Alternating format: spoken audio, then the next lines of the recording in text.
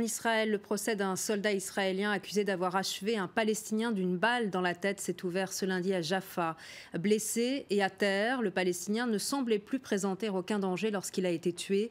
Ce jeune sergent franco-israélien de 19 ans a été inculpé d'homicide par la justice militaire, une inculpation qui a soulevé la polémique en Israël. Axel Simon et Florent Rodeau nous en disent plus. Homicide involontaire et comportement indigne de l'armée israélienne, voilà ce qui est reproché à Elor Azaria, ce soldat de 19 ans.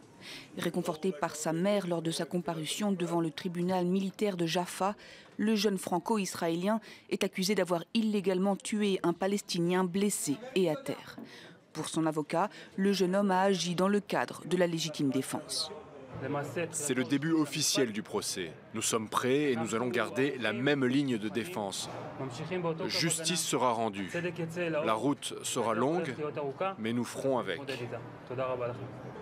Les faits remontent au 24 mars dernier. Abdel Sharif, un Palestinien de 21 ans armé d'un couteau, vient d'attaquer des soldats israéliens à Hébron. Blessé, au sol, il ne semble plus alors présenter le moindre danger.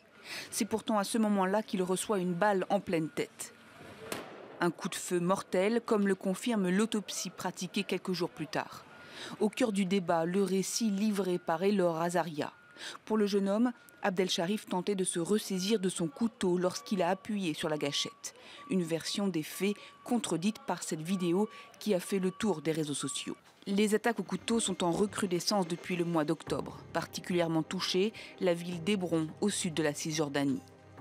Issa Amro prône des actions non violentes. Tous les jours, il est au contact de jeunes susceptibles de passer à l'acte. Ils nous disent « on n'a rien à perdre, notre vie ce n'est pas une vie, on n'a aucun espoir pour le futur. Regardez l'économie, le chômage, on est désespérés. Notre vie ne ressemble à rien sous l'occupation israélienne, alors on veut se sacrifier et peut-être que ça changera quelque chose. » L'affaire s'est depuis invitée dans le débat public et divise la population israélienne. Si certains plaident pour un usage proportionné de la force, d'autres invoquent la légitime défense. Devant l'ampleur du scandale, le Premier ministre Benjamin Netanyahou, soutenu par son ministre de la Défense, a indiqué qu'il réprouvait l'acte du jeune soldat.